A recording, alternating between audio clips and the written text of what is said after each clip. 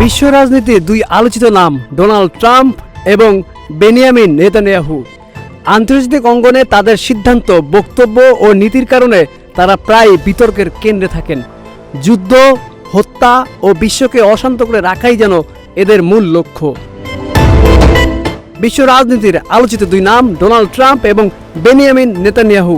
আন্তর্জাতিক অঙ্গনে তাদের বক্তব্য, সিদ্ধান্ত ও নীতির কারণে তারা প্রায় বিতর্কের কেন্দ্রবিন্দুতে থাকেন।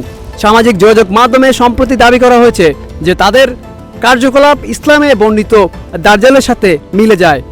এই বিষয়টি নিয়ে তৈরি হচ্ছে তীব্র সমালোচনা ও মতভেদ। ইসলামী বিশ্বাস অনুযায়ী দাজ্জাল হলো শেষ জামানার সবচেয়ে বড় ফিতনা।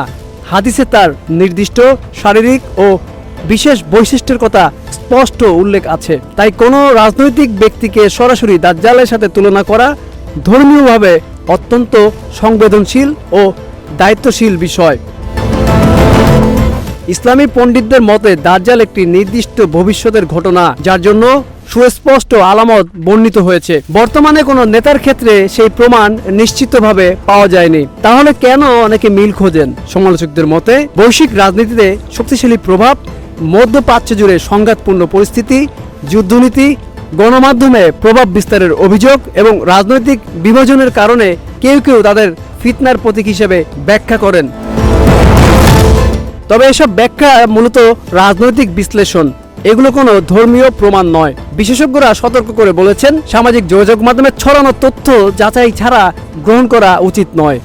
ধর্মীয় বিষয় ও রাজনৈতিক মতবাদকে আলাদা করে দেখাই জরুরি। আবেগ বা ঘৃণার ভিত্তিতে কারো বিরুদ্ধে ধর্মীয় ট্যাগ ব্যবহার না করাই উচিত। অতএব এখন পর্যন্ত কোনো নিশ্চিত ধর্মীয় প্রমাণ নেই যে যা দিয়ে এই নেতাদের দাজ্জাল বলা যায়। সেই সিদ্ধান্ত গ্রহণের তথ্য প্রমাণ ও দায়িত্বশীলতা অপরিহার্য।